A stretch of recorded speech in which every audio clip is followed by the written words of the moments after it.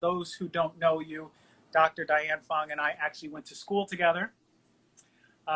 You were a year above me. So when we got into clinic, you were one of the first people I worked with. So I was Yes. able to learn a lot from you about really our approach as naturopathic doctors and how we see the body and how we get involved with our interventions. So it was really cool. I enjoyed that. And then when I graduated and completed my residency, I moved to California and we started working together. Uh-huh. Yep. That was really something else. And now you are in Mountain View, California, still. Yep. Mm-hmm. Still there. And what type of you were seeing everyone from kids to chronic disease patients across the board, yeah? Yeah, my practice really kind of spans all the chronic diseases. It's really focused more on really complex chronic illness and autoimmune disease.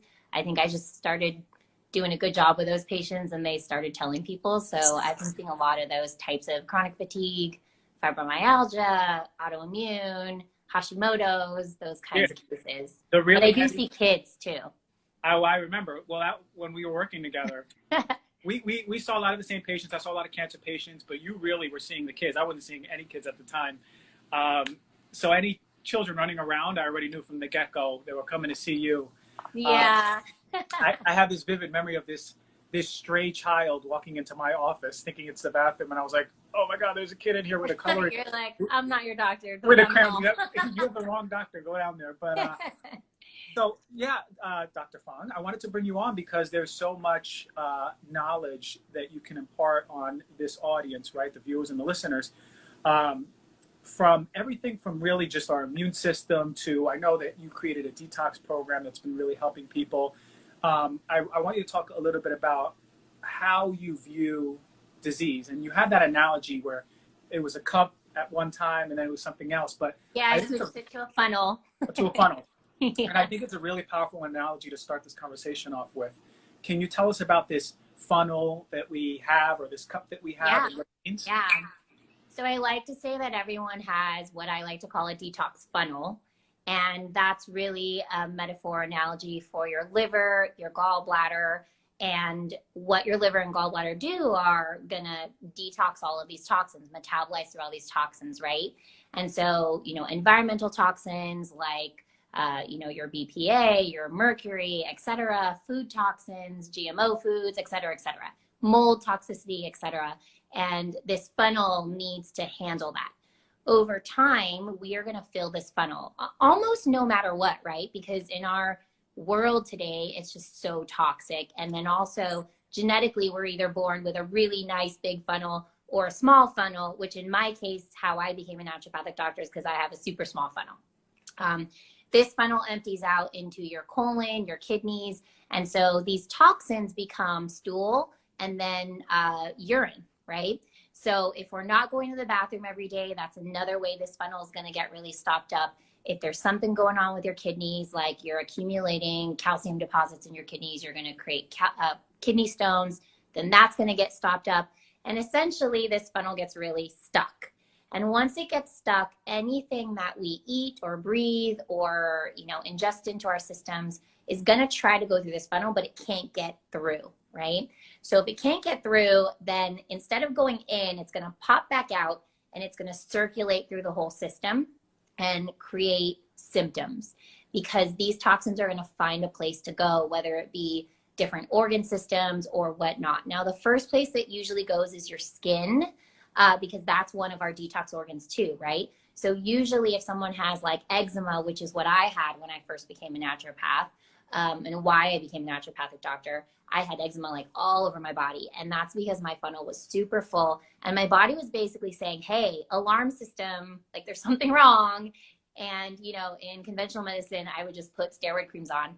But when I actually went through the process of cleaning up my diet, cleaning up my funnel, doing liver gallbladder flushes, my eczema is gone. So like completely gone. And you would never see like my arm with nothing on it. I used to have eczema like all over my body. So that's essentially the detox funnel. And in my practice, I deal with really complex diseases, right? So like autoimmune disease, chronic fatigue syndrome, where conventional medicine kind of doesn't really have an answer. And my answer to that is like, you're so toxic, your body's so burdened that it's just screaming out for help. And it's essentially, you're having a hangover every single day in chronic fatigue syndrome, right? Just because you're like, toxins are just so like pervasive through the whole system. And the interesting part is that as we don't all have the same size funnel, you mentioned genetically, right? So what I thought about when you first said that was that person who's like, yeah, well, my grandfather smoked all his life, drank alcohol all his life, ate like crap, and he lived till however old. But your grandfather may have constitutionally had a different size, quote unquote, funnel than you do. And the world was a little bit different when he was. Yeah, I was going to say, it's not only that, it's probably also that so both the sides world of it, was really. less toxic back then, right? Yeah, much less toxic. So when you're saying that this funnel, quote unquote, gets backed up, is it manifesting just as skin disease or a multitude of diseases for different people? Skin disease is like, to me, it's the first level. And so I see so many babies nowadays with eczema, like day 3, they have eczema in their system, right? And like, what are these toxins that these babies are dealing with? Well, there's a number of toxins they might have gotten exposed to at the hospital, first of all. And then secondarily, you can also get toxins from mom in the womb. And so like if mom has a lot of like amalgam fillings in her mouth, that mercury can actually go to the baby, and other types of toxins that the mom might be holding. But that's usually the first level. So like I get these newborn babies and they have eczema all over their bodies, and mom's like, what am I doing wrong? Thinking it's her fault and all that. And really either one, the funnel might be small, or 2, they're being filled with toxins already, like even formula, right? Like regular formula could cause that. So skin is kind of like the first level. And then from there, the toxins will go to the fat. So if you have a hard time losing weight, that's another place. Fat's like insulation, right? So toxins actually will go into the fat and just hang out there. And that's another protective mechanism that the body has to protect all your organs. So if you're having a difficult time losing weight, that's another place that toxins can be hiding out. And then after that, it's the organ system. So I often then see it's like have skin disease, can't lose weight, and then gastrointestinal would be the next one. So then people will have gastrointestinal symptoms. And then from there, they might have kidney problems. And then from there, it just goes on and on and on and on and on. Yeah. Where the end of that line is like fibromyalgia, or let's say autoimmune disease, fibromyalgia, chronic fatigue syndrome, cancer, et cetera, you know? And that's where the body's like, hey, I've been dealing with these toxins for like decades at this point, and you aren't listening to me. You aren't doing the right thing. And so we're just trying to tell you what's wrong is what the body's trying to do. Yeah. And I love that's where what ties us really intimately with this is that we really are deep into toxic overload and our exposures, right? And the other side of it is like, okay, well, you can avoid toxic foods and avoid toxic air as much as possible, but are you getting it out of your body on top of that, right? So you just mentioned the importance of elimination, right? Pooping, drinking enough water, you know, flushing the kidneys, sweating as just as important, right? Yeah. So for folks, is for this funnel to get back up, does it happen pretty fast? You mentioned babies are manifesting skin issues pretty quick, or is it a lifetime's worth of multitude of just building up? Yeah, so it can be both. And I think, so I had eczema right at the get-go, right? Like I had it right when I was born. I lost all my hair because when I was a newborn, because I was scratching so much, etc. And so it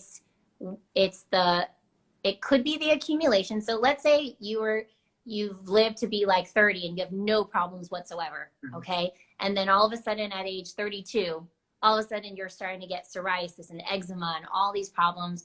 Well, it could just be that your funnel has gotten full and we need to clean it out. If you're a baby and you're getting eczema, well, it might be that your funnel is really small, or at the get-go, right when you were born, you were exposed to certain toxins, or mom was carrying toxins. So to me, it's always about the funnel being full. The question is it what you're putting in? Is it how big your funnel is? Or is it what you're doing to make your funnel smaller? So stress will also make this funnel smaller. And of course, this is an analogy or a metaphor, but what that means is that when you're stressed out, it pulls from a lot of things like hormone production and your nutrients and things like that. And so that funnel just gets smaller. Those pathways to detox are not working as well. Yeah, stress being a huge, huge, huge issue with all of this, and it's every system is affected by stress. The other part is, yeah, we were talking this morning. I was talking about stress being the #1 cause of shortening your telomeres in biological age. It's pretty incredible that stress, the role it plays in everything. But now we're learning more that it really hinders proper detoxification. Yeah. Well, I love, I always say, if you're running from a bear, your fight or flight's going to turn on and your body's super stressed out, right? You're in sympathetic mode. And your body basically says, well, I don't need to make a baby. I don't need to detox or digest my food. I don't need to do any of these things. So I'm going to shut down all these processes. So like hormones shut down, like pregnenolone steal, right? You just kind of steal all of the hormone to create cortisol instead of all these other hormones like estrogen, testosterone, Right. etc.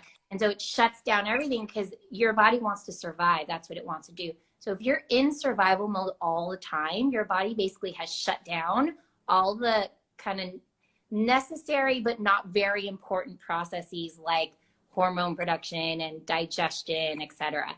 Right? It's upregulated all the I need to get out of here and protect myself.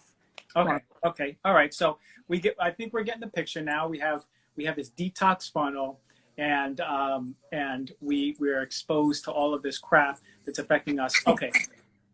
How do we detox it? What do we do? Are we sweating more? Do we need to eat certain foods? Is our body, where do we go? So all of the above. So #1, I usually say is figure out what you're filling the funnel with. And that's why I love your podcast, because I think in your podcast, you educate people on what they might be filling their funnel with, right? And I love your product, all your like products and, like, and everything. What we put in our mouths, what we put on our faces, what we put on our bodies. That's really important. And you need to basically do an overhaul of everything that you're being exposed to. And there could also be mold in your home and all of these things, which I know you've gone over also in your podcast. So we need to know what we're filling the funnel with. #2, we need to make sure all the exits are working well. So sweating is one thing you mentioned. You have to be sweating. Sweating, dry brushing is really great. And that gets the toxins out through your lymphatic system and your skin. So you have to be working out and moving your body, moving your lymphatic system. And then you need to make sure you're pooping every day. And I know that this is not like a regular thing for some people. And actually, you know, even like regular doctors like, oh, you're pooping 2-3 times a week. That's okay. But we as naturopaths want it to be every single day, right? We want you to be eliminating those toxins every day. And you should be getting like nice snake, banana-like poops that are sinking down to the bottom, right? That will tell you you're eliminating well. And then #3 is your urinary system. So you need to make sure you're not having any pain in your kind of mid-back region. That would mean that you might have some kidney stones or something going on there. If you're having frequency of urine, if you're having any problems with urination, you want to check into that too. So those 3 exits are what you need to look into. And then if those are fine, then you just need to make sure the liver gallbladder is working well. And that you can check with labs and other ways that naturopaths will check those.